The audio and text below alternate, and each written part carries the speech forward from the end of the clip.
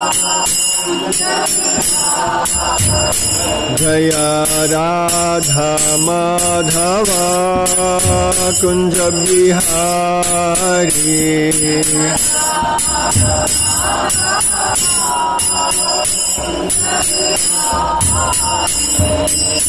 Gopi Jana Vallabha Giri Baradhari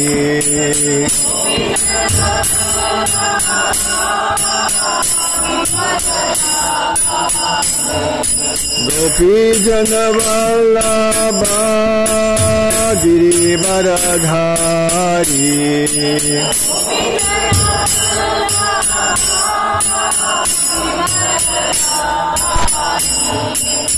Yashodanandana Braja Jana Ranjana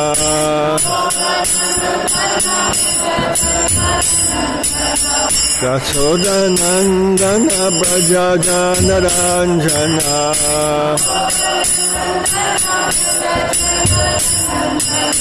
Yamuna Tira Vanachari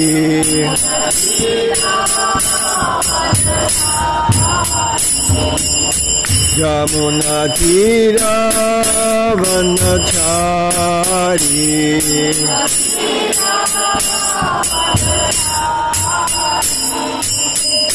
Jaya Radha Madhava Kunja Bihari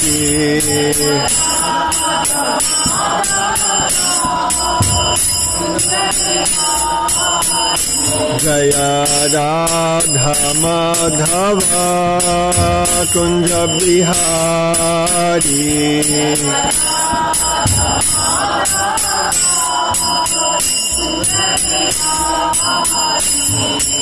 Gopi Jana Vallabha Giri Baradhari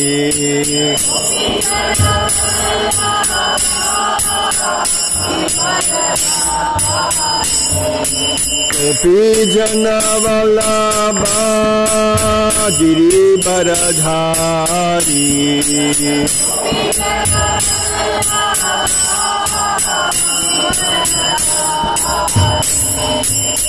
Yashodanandana Braja Jana Ranjana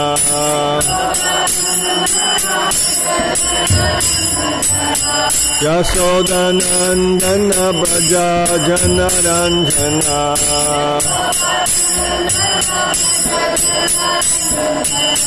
Yamuna Tira Vanachari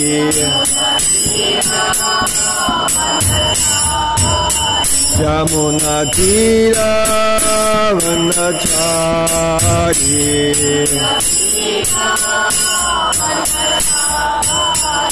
Jaya Radha Madhava Kunja Bihari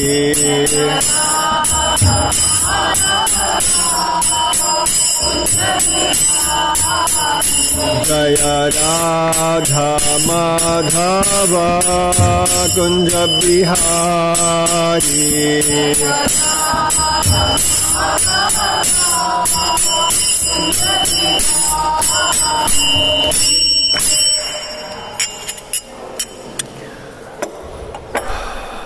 Nama Om Vishnupadaya Krishna Prasthaya Bhutale Srimati Bhaktivedanta Swami Niti Namane Namaste Saraswati Devi Gauravani Pracharine Nirvishesha Shunyabhari Paschachadi Satharini.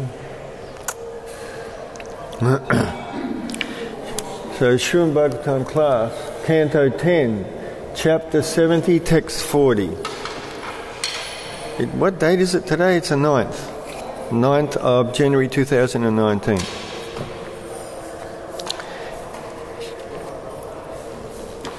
Yeah. Atapya Shravaye Brahma Nara Loka Vidambanam Rajya Paitri Svasreyasya Bhaktasya cha chikirshittam Atapya ashravaye Brahma Nara loka vidambanam Ragya paitri swasreyasya Bhaktasya cha chikirshittam Atapya ashravaye Brahma Nara loka vidambanam Ragya patre swasreyasya Bhaktasya cha chikirshittam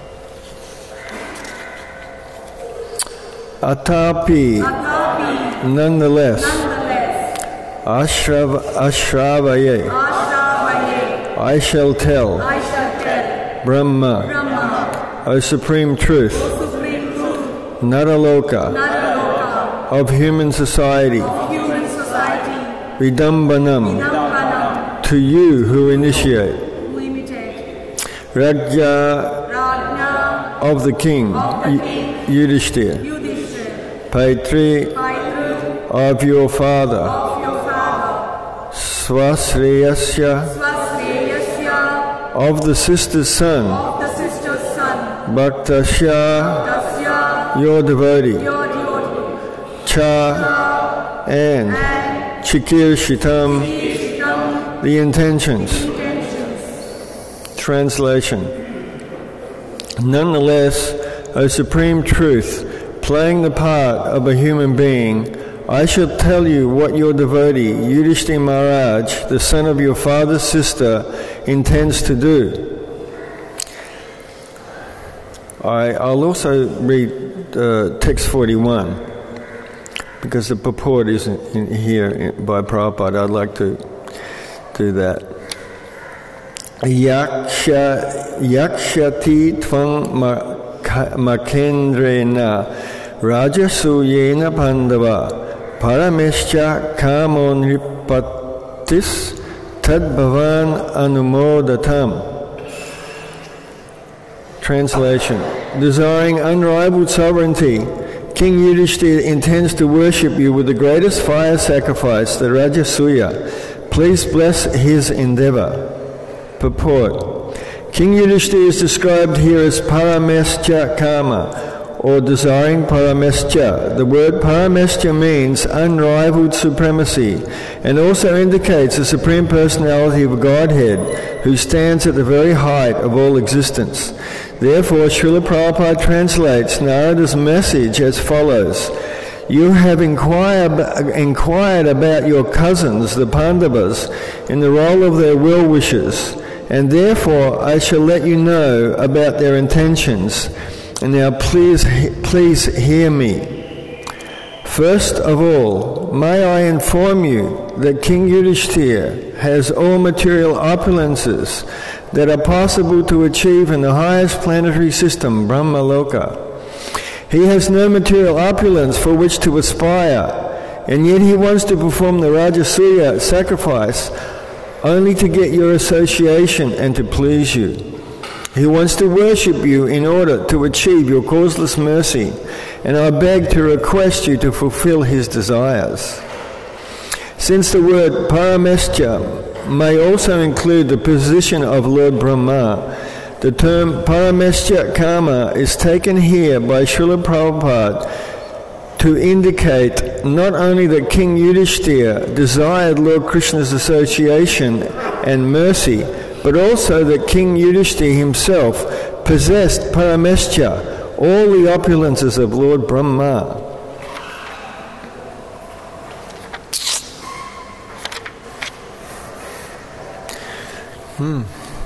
So Narada Muni here, he is explaining that Krishna is playing the role of a human being. When Krishna is in Braja Apakat Leela, in the spiritual world, unmanifest spiritual world, then he doesn't have to act like a human being. He doesn't have to set any examples. He doesn't have to follow any roles. But when Krishna comes here in this world, then he sets standards. He follows Dharma. Lord Ramachandra is a very prime example of this. Sri Ram, he went to the forest. His mother, Kaikeyi, took her 3 boons that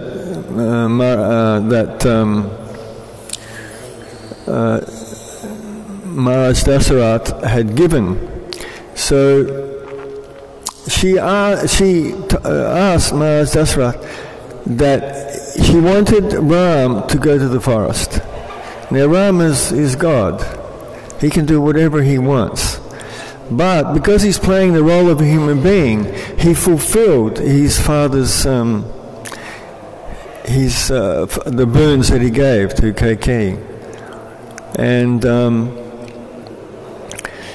even Bharat and everyone actually in Ayodhya, they didn't want Ram to go. They even followed him.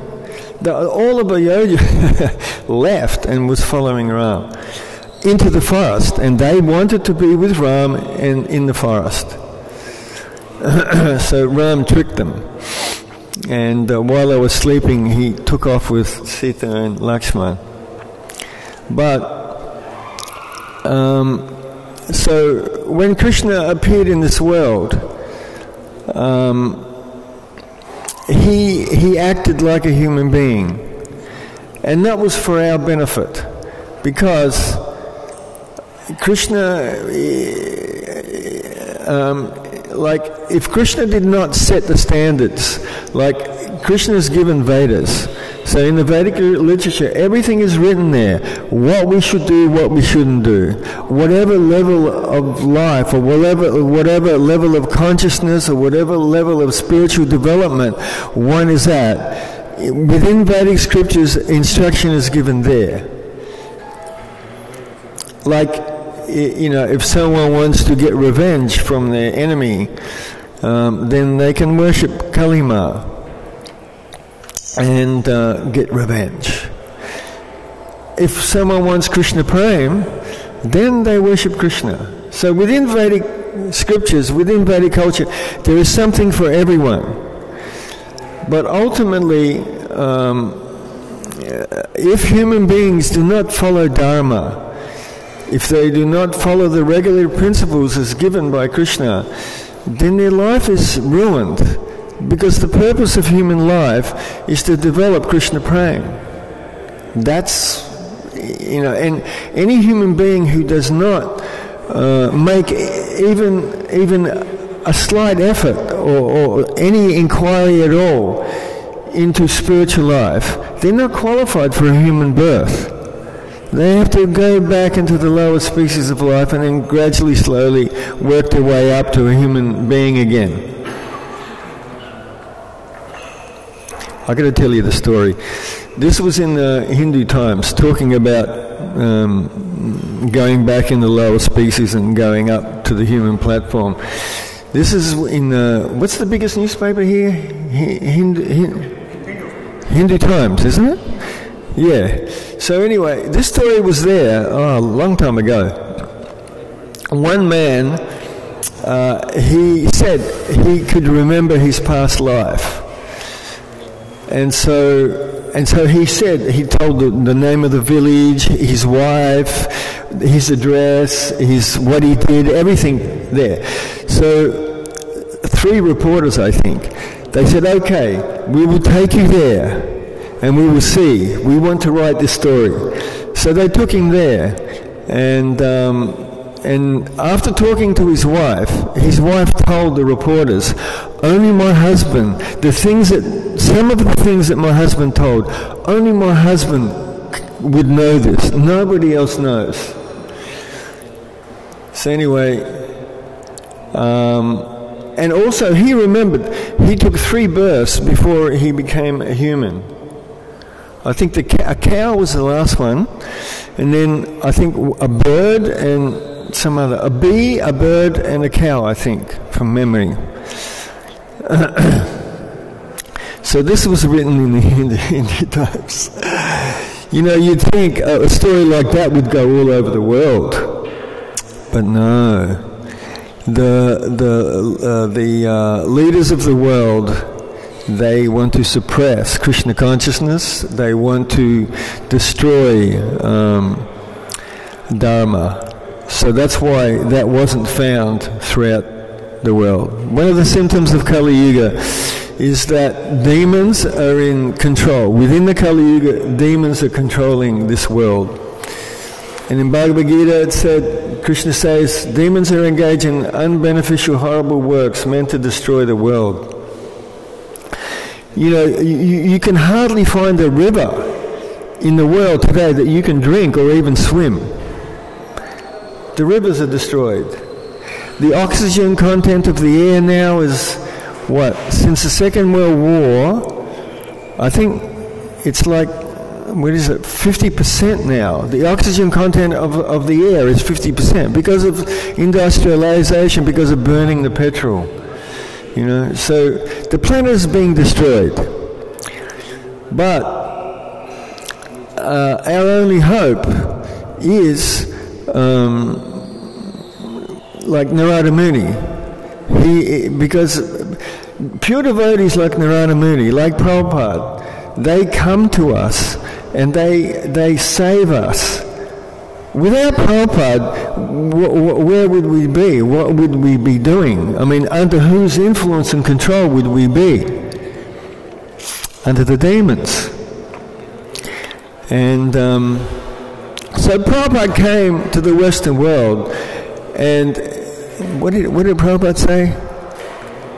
He said he wanted to make a revolution in the lives of the impious people.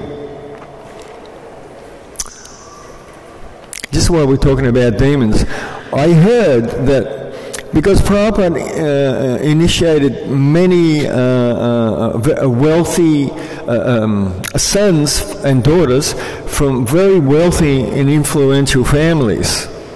these families were very upset. Just like Daksha, when Narada Muni saved Daksha's sons and gave them instruction. So in a similar way, so many sons and daughters from, there's a lot of people think, Prabhupada just had hippies. But we have to understand that those hippies, most of those hippies were coming from good families. And some of them came from very, very influential, very powerful families. And so they weren't really hippie. They were hippies in the sense that they were frustrated.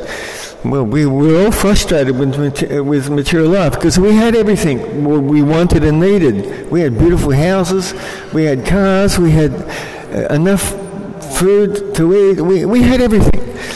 But we were frustrated and we were very unhappy. So that's why we became hippies.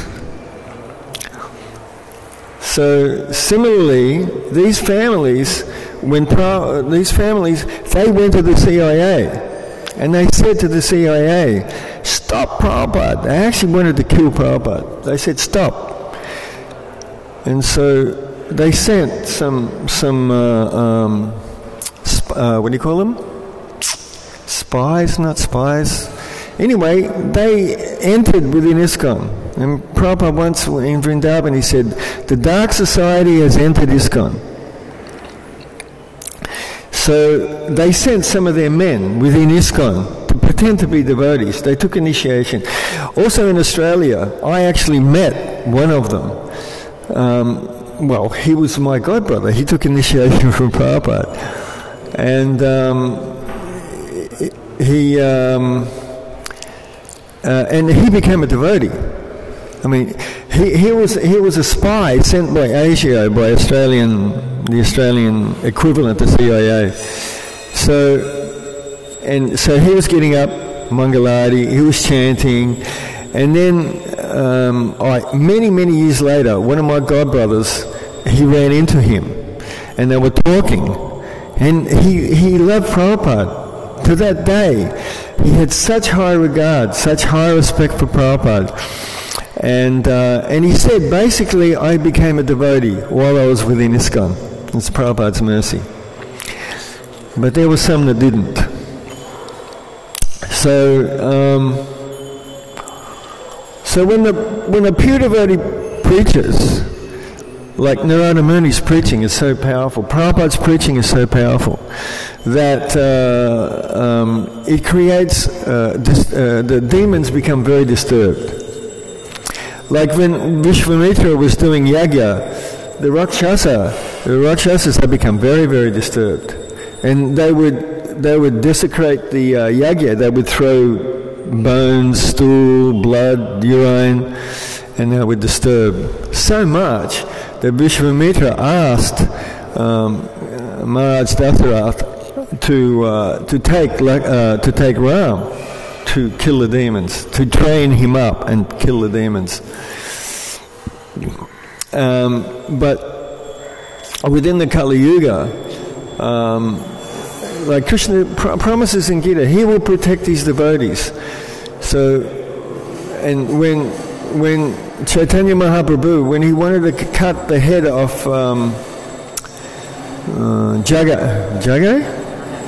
Madai, he wanted to cut the head of Madai with Sudarshan Chakra. So Nityananda Prabhu, he said, you have come into this Kali Yuga not to kill the demons with chakra, but to give Krishna Prem, to turn the demons into devotees.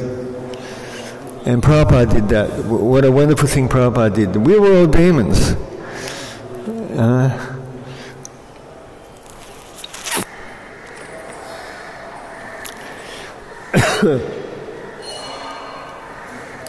So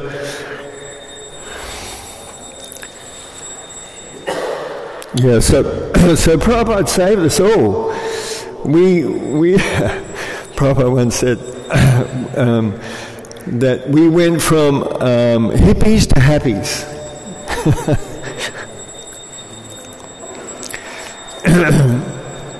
So So this is the potency of a powerful preacher, that he can change a demon into a devotee.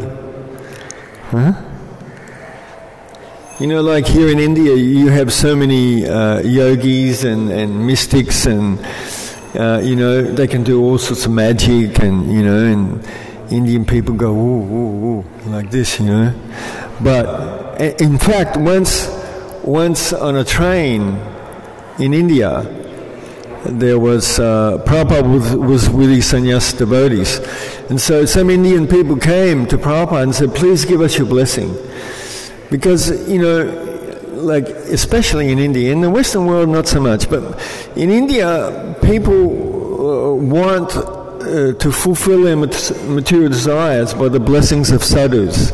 That's why they come to the temple. That's why they give donation. That's, you know, because they want to fulfill their material desires. And even Krishna instructed Lord Shiva to come and spread Mayavad philosophy, because he was too much bothered by materialistic people coming to worship him to get their material desires fulfilled. And at that time there was a lot of demons that were coming to Krishna. So Krishna didn't want to be disturbed. So he sent Shankaracharya to spread the Mayavad philosophy. And you see now in India mostly, I mean, what percentage of the population is Mayavad? Is it 99? Is it 95? It's very high. I don't know what percentage of it, very high now. Even in Vrindavan, so many Brijbasis that are born there and live there, they think bhakti is a path to impersonal realization. So anyway, so just like Nityananda Prabhu, he was praying to Chaitanya Mahaprabhu. He said, "You have come in this age to give Krishna prem, not to kill the demons, but to turn them into devotees." So Prabhupada did that, because Prabhupada is a bona fide representative of Chaitanya Mahaprabhu. He has all the potency of Chaitanya Mahaprabhu coming through the disciplic succession.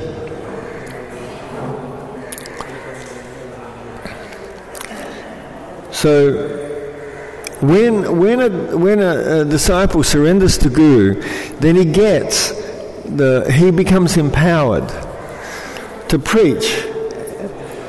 So Prabhupada was empowered by Bhaktisiddhanta Maharaj, who was empowered by, it goes all the way back, all the disciplic succession.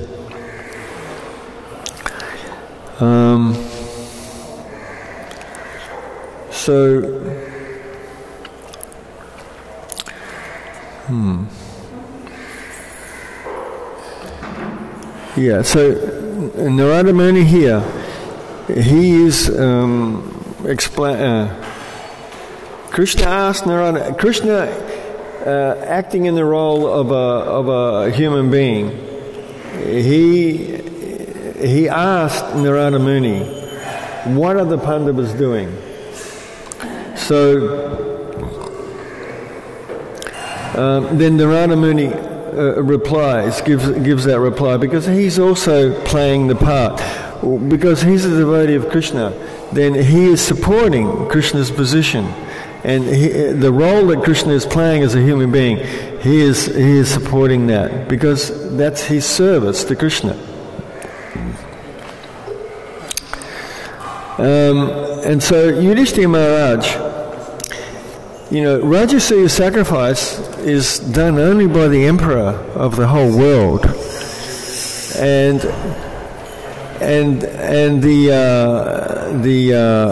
whoever successfully performs the Rajasuya sacrifice, he becomes the most powerful person on the planet.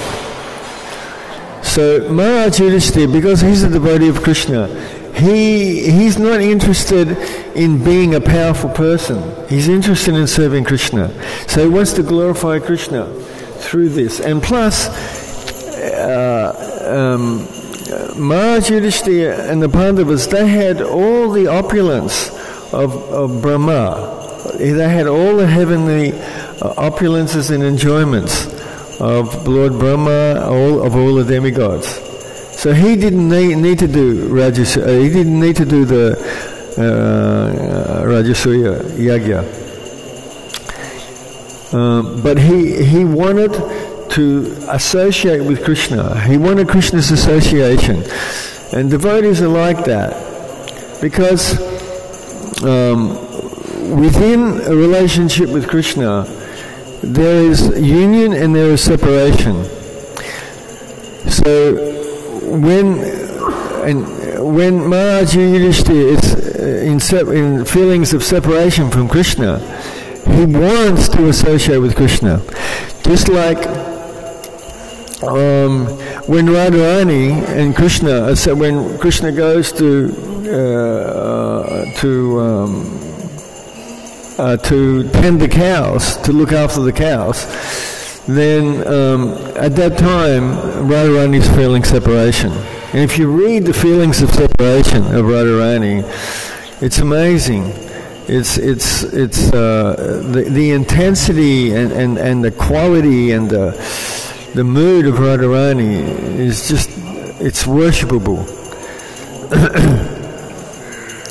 So in that mood of separation, there is a desire for union. So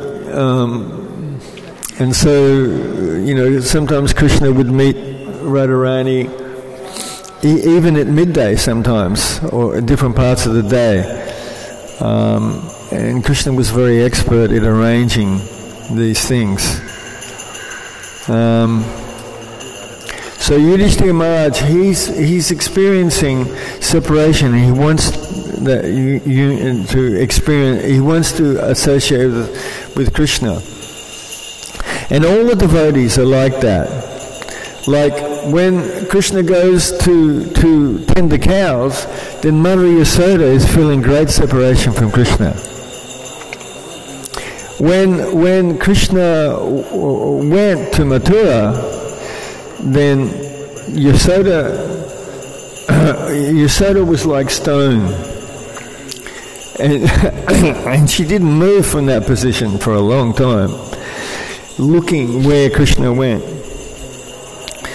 So the feelings of separation, there's union within that separation, because within that separation there is total absorption in Krishna. So Krishna is non-different from his name, his form, his pastimes, everything. So that absorption in Krishna, in separation, there's a type of union there. But within that feeling of separation, there's a desire for that association, for that union.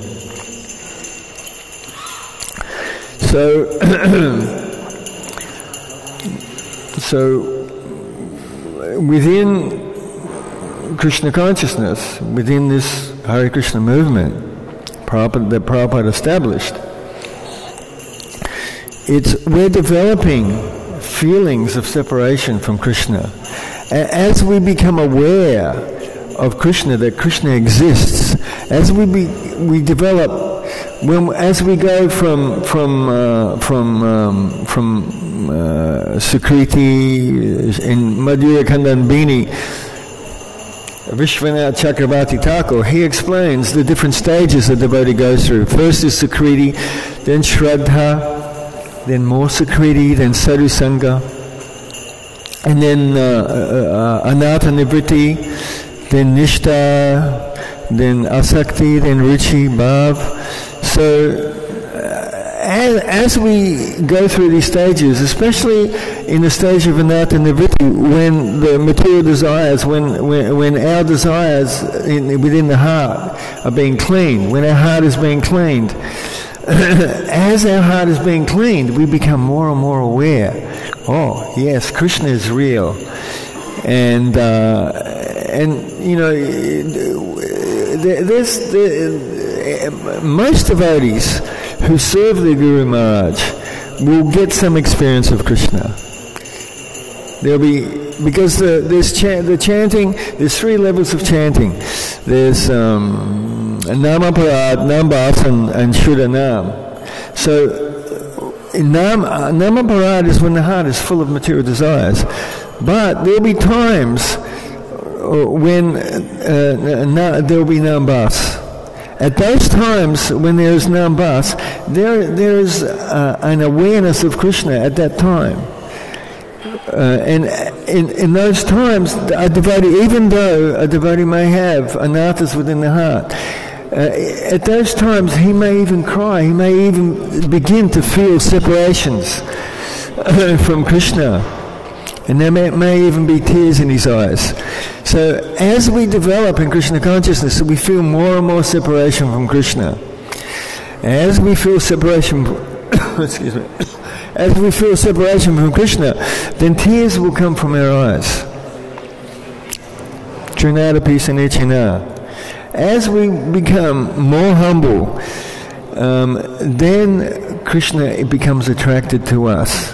If we don't have humility, Krishna doesn't have attraction. I mean, even if we don't have humility, and even chanting at that time, Namaparad, Krishna is attracted to that. If someone chants your name, you'll go up. So anyone who chants Krishna's name, he will look, he's chanting my name. But when that devotee has Trinadapi Sanechana, when he's truly humble, then Krishna will enter his heart.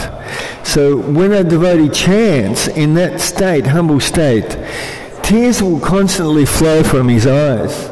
He will exhibit all symptoms of ecstasy, and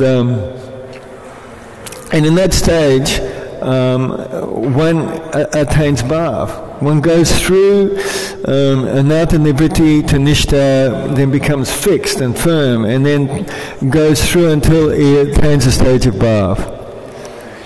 And in stage of bhav, one is constantly thinking of Krishna. Some devotees ask the question, why Bharat Maharaj, he fell down. He was very, very high level. He fell down. He got attached to a deer. Why? Because of previous births, he attained such a high level. I think it was bhav. And but in that life he fell down because no sadhu sangha. He was on his own. So sadhu sangha is very important. And that's why Narada Muni, he travels all over the universe, he's preaching, he's giving sadhu sangha. And that's why Prabhupada came. He's giving sadhu sangha. And all the devotees who are preaching, they're giving that association, and they're giving that. And through that association, then we become clear in our head who we are, what this world is. We understand all tattva from that association. Without our association, very difficult. Like Bharat Maharaj, we can fall. So always it's important to maintain a sadhu sangha, association with pure Vaishnavas. Prabhupada mentions, where is it? Prabhupada mentions it's a recorded Prabhupada.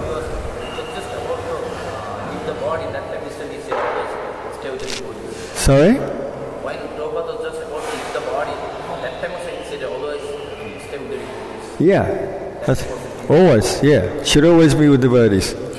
But Prabhupada was saying, he was giving an explanation about chanting.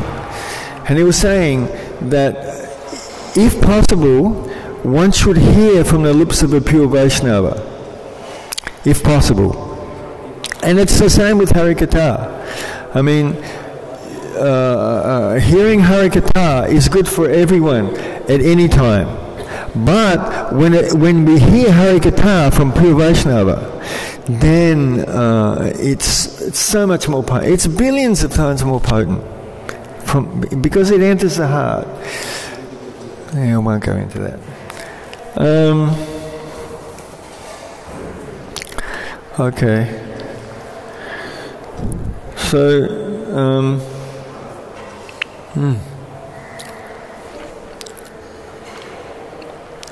So here, I mean, you've heard in the last few classes that Krishna asked this question because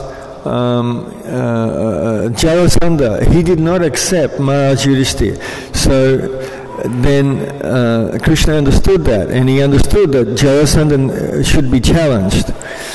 And so that was the reason why Krishna asked that question. And Krishna, you know, with one thing that Krishna says or does, he can fulfill millions of different purposes from one thing. Because Krishna is unlimited and we're limited. So it's very difficult for us to understand the unlimited because we're limited. So when Krishna says one thing, that one thing can fulfill millions of different things. So here one question is given here by Krishna. And Krishna, you know, he's very tricky. So he, just like when Bhima was fighting Jarasandha, Krishna just took a blade of grass, I think it was, and ripped it like that and threw it.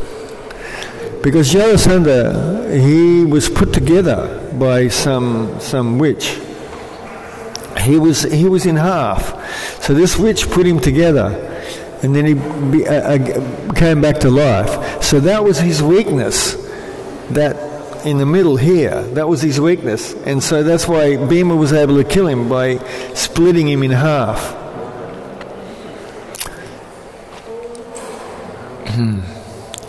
You know, I've been asked to give some katha about Prabhupada, so we've got a little class left, so I'll tell that. Yes, when Prabhupada came to Australia, and this was in Melbourne, and I was the pujari there in Melbourne at the time, so for me it was very difficult to get away. But this day, I went on the morning walk with Prabhupada, and the day before that, I read that wherever Chaitanya Mahaprabhu went, there was huge holes where people would take the dust from Chaitanya Mahaprabhu's feet. So I thought, I must take some dust from Prabhupada's feet, and I will keep this for the rest of my life. So we went in the botanical gardens, beautiful, in Melbourne. The botanical gardens are very beautiful. And the night before it had been raining, so the ground was a little soft. So you could see the imprints of the devotees. So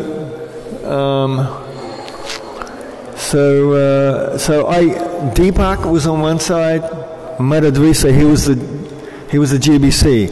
Deepak was the temple president, Madhudvisa was the GBC, and they're walking on each side of Prabhupada, and the devotees were behind and following. So I edged in and got right behind Prabhupada, and then so I calculated the step that when Prabhupada would take his foot off, I would grab a handful, and it was muddy. It was a little wet. So I'm thinking, you know, I will still get, because I have an opportunity now, and I will carry this back, you know. And then Prabhupada's foot came up, and I went down, and there's no imprint. I could see very clearly the imprint of Madhudvisa and Deepak on both sides. Their imprint of their feet, very clear. But Prabhupada, no imprint. And I was confused. And so I thought, I'll try again. So then, the next step Prabhupada took, again I looked, no imprint. And I'm looking at Prabhupada's, I'm stunned. I'm just standing there, and I'm looking at Prabhupada's feet as he's walking, no imprint. And I thought, Prabhupada's not touching the ground. And one of my god sisters in America, they went on a morning walk once in high grass, and in Vyasapuja's offering, she also mentioned that whenever Prabhupada's feet were going, then the grass did not go down. But the other devotees, the grass, because when you step on long grass, it goes down, and after a while it'll go up. But Prabhupada's footprints, no, the grass wasn't going down. And Urmila Didi also, she was saying that when she was looking at Prabhupada's feet, they were soft, and when you walk, the feet just rubbing on the shoes, or when you're walking without shoes, then the feet get a little rough. But Prabhupada's soft like baby skin. And so she asked, what's his name? Prabhupada's servant? Shrutakirti, yeah. So she asked Shrutakirti, because Shrutakirti would massage Prabhupada's feet. So she'd asked Shrutakirti, are Prabhupada's feet very soft? And he said, yes, very, very soft. Not hard at all. So she was trying to understand, how is it that Prabhupada's feet are so soft? Because Prabhupada never touched the ground.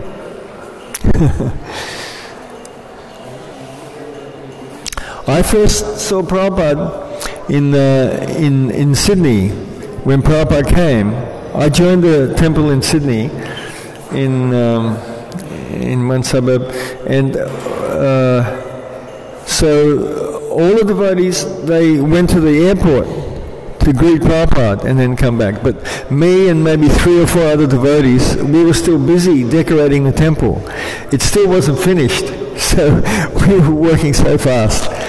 And so I didn't see Prabhupada until Prabhupada came through the front gate. And so we were renting a house, a big house with a very big yard at the back. And so when I first saw Prabhupada, I was still working on the outside of the building, and the devotee said, Prabhupada's here, Prabhupada's here.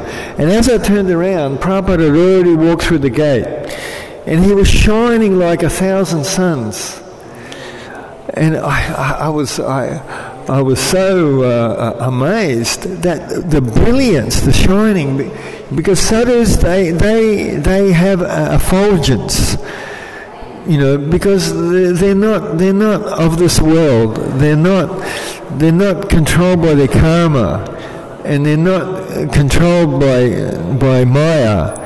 So they're from the spiritual world. Their aura is so bright. I've never seen ever before in my life anything like this. And so I was stunned. And I remember once, this is some years later, on another morning walk with Prabhupada, and that botanical gardens, that was right next to the city. So many people that were working in the city, they would park their cars on the other side of the botanical gardens, and they would walk through the botanical gardens to the city, to their work, because there's no parking in the city. So in the morning walks, many people would be walking to work as we were walking with Prabhupada. And so one man, he comes up to me, and he said to me, he said, your guru, he said, he's shining like a 1,000 suns. I said, yes, I know. He said, yes. He said, he's shining like the sun. So, but not everyone saw. I mean, I don't know if everyone saw Prabhupada shining like the sun, but many people did. Once in Sydney, when Prabhupada came, he was giving a class, morning class, and there was some ordinary people there. Not many, maybe 3 or 4. But mostly devotees. And so, I mean, when I first started reading Prabhupada's books, almost every page, Prabhupada was talking about Mayavadis, how nonsense Mayavadis are. How dare they say Krishna doesn't have arms or legs, or eyes, or wives, or So Prabhupada constantly through Bhagavatam, he would be bashing the Mayavadis. So halfway through the lecture, one of the men there, he's a Mayavadi, and he said, "Oh, but Prabhupada, we are all one." And all of us, we just burst out laughing. We couldn't believe that, because we were thinking, who are these Mayavadis that Prabhupada is talking about? Because we don't, like in India, you have so many gurus who are teaching Mayavad philosophy. In Australia, we didn't have that. So I never heard Mayavad philosophy before. I didn't know. And I'm reading Prabhupada's books, Mayavadis. They're no good. I was like, well, who are these Mayavadis? So he said, we're all one, Prabhupada. Because Prabhupada was explaining how the jiva is separate from Krishna. He said, but Prabhupada, we're all one. And then we all burst out laughing. We just, we couldn't help ourselves. We just laughed. And then Prabhupada said, stop. So then we all stopped. And then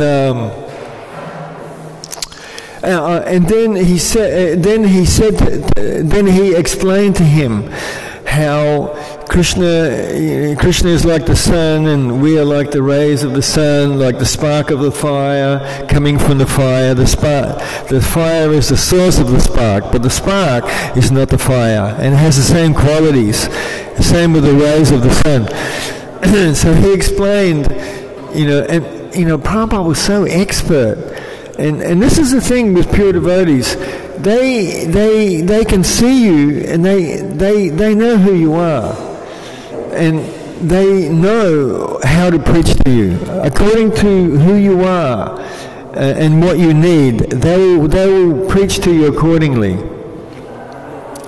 So this is an art that pure devotees have. So he explained to this Mayavadi in such a way that he understood and he accepted that, and then he was happy. And then one of my godbrothers, he ran into him many years later, and he was saying, your Guru Maharaj, he's such a nice person, whenever I remember him, I have such fond memories, and I become so happy just thinking about him. So although when you read in Bhagavatam, you read that Mayavadis are no good, they're bad, should be rejected. But when there was a Mayavadi in front of Prabhupada, like Nityananda Prabhu, he was saying to Chaitanya Mahaprabhu, you have come here to give Krishna prem. So Prabhupada, in that mood, was also doing that.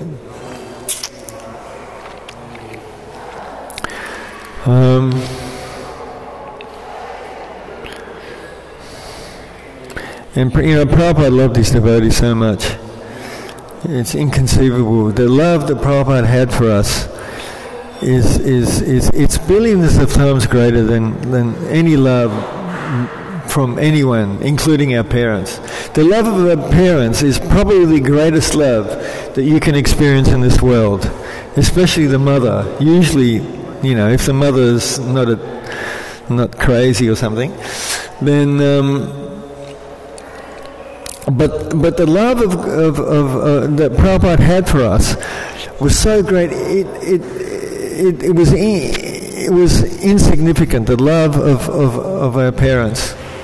Like my mother, she was very, very strict Catholic, and she would chant the rosary, the Catholic japa mala. It's called rosary. She would chant 2 hours every day, and she would go to church in the morning, 6 o'clock in the morning. She was almost like a devotee. she was very happy when I became a devotee. She said, "Oh, you're following religious principles.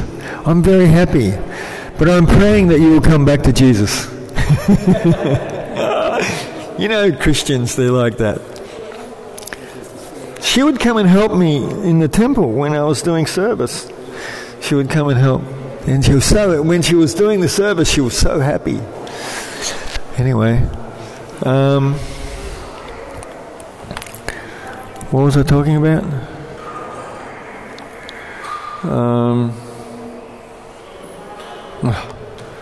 I lost it.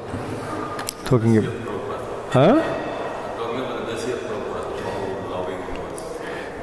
Yeah, the love of that Prabhupada had for us, it was just, you know, and that love that Prabhupada had for us was so inspiring. And also, we felt so indebted to Prabhupada also because of the love that he had for us.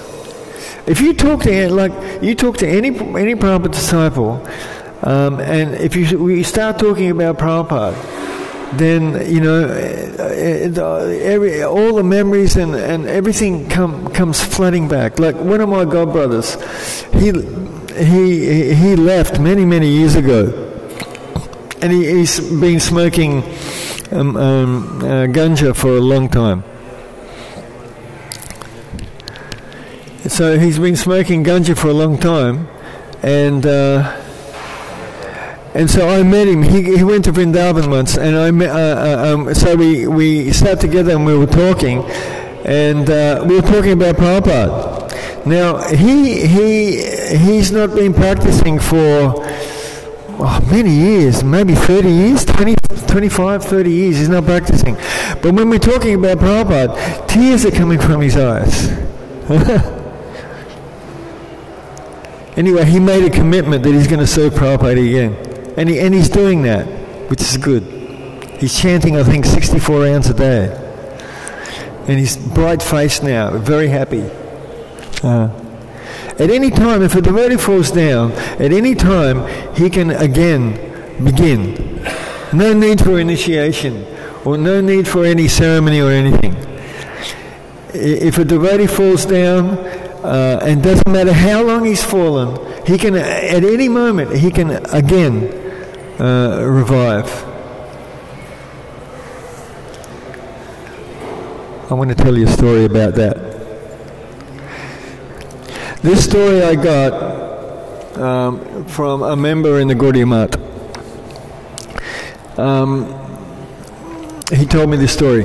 There was one disciple of Bhaktisiddhanta Maharaj, and he left, went back, after Bhaktisiddhanta Maharaj passed away, then he left the Gaudiya Math, and he went to his family, he got married, he had children. So when he died, they put him on a funeral pyre, when you burn the body. So he's lying there, and they were going to light the fire. Immediately he sits up, and he looks around, and he tells his wife, "Bring my japamala now." He couldn't wait. He wanted the chant straight away. And so anyway, he went to one mat up north. Where is it? I can't remember. And so he spent the rest of his days there doing bhajan, sadhana and bhajan. He did for the rest of his life. So anyway, he told the story there what happened. He said the Yamadutas came and they grabbed him. And if you read in Bhagavatam, there's an elaborate description of what happens. So they dragged him to Yamaraj. And Yamaraj was very angry with the Yamadutas. Yamaraj said, "Why are you bringing a disciple of Bhaktisiddhanta Maharaj to me? You take him back immediately." And that's when he sat up. So a devotee, it doesn't matter, like Krishna says, my memory is really bad nowadays. Ananya Bhak, that verse from Bhagavad Gita, Krishna says that even if a devotee does the most abominable thing, if he gets back up, then he's excused and he's considered righteous. If one criticizes such a devotee, then he's doing Vaishnava aparad. Vaishnava aparad destroys everything. Huh?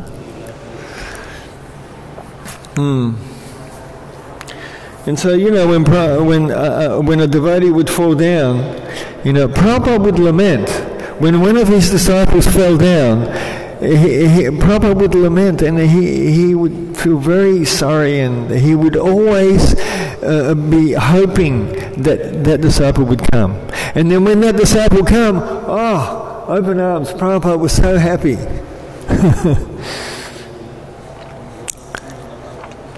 I'll just tell one quick one, because it's already 9:05. I'll just tell one quick story about Prabhupada. This is in Melbourne, and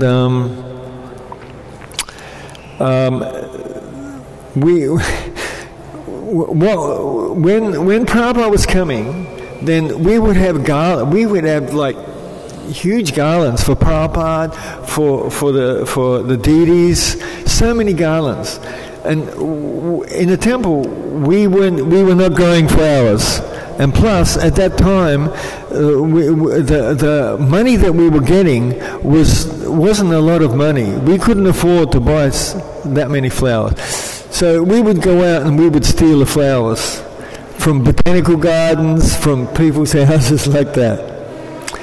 And so some devotees were caught, and they were taken to court. So we had a lawyer that was favourable to us. So when Prabhupada came to Melbourne, then the lawyer had darshan with Prabhupada, and there was some other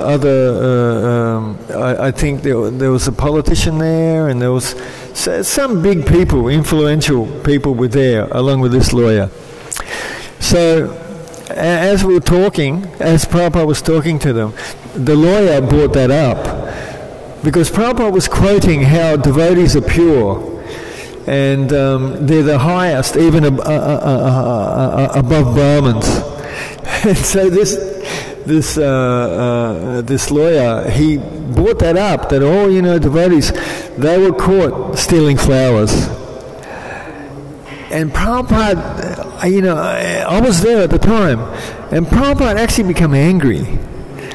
And then Prabhupada he quoted that verse, Ananya Bhak, and he was quoting so many verses glorifying his disciples. And and the lawyer said, I think he decided not to mention that anymore. Prabhupada, like a machine gun, one shloka after another of how devotees are rightly situated, even though they may make a mistake, And Prabhupada said this was done in the service of the Guru. And I think he even mentioned Ramanujacharya, because Ramanujacharya, the wealthy people at that time, they wouldn't give anything. They wouldn't give a paisa, nothing. So Ramanujacharya, he made an agreement with thieves, that they would steal, and Ramanujacharya's disciple, he could walk on water, I can't remember his name. So anyway, this disciple, he organized the thieves, and he told the thieves, okay, when you get the money, we all put it in one place. Otherwise, it can get lost or we can get stolen. He said, I will keep it safe. And he had cities. And so they had faith in him that, yes, he will protect the money. So anyway, when they wanted the money, he said, the money's buried in the island there in the Ganges. And we must go and dig it up and bring it back. So let's go in this boat. All of them went into the boat, and halfway across, he stepped out of the boat and walked back, and sunk the boat. They all died. Papa didn't tell that. But Papa did mention that Ramanujacharya also organized. And he built that wonderful temple in Sri Rangam. And even to this day, Ramanujacharya's, his samadhi is there, and his hair and nails are still growing. Yeah? What sort of acharya is that? No, but all the acharyas are wonderful. Anyway, I'll leave the class here now. Thank you very much for listening. Hare Krishna, Gaura Pramanandi, Hari Hari Bo.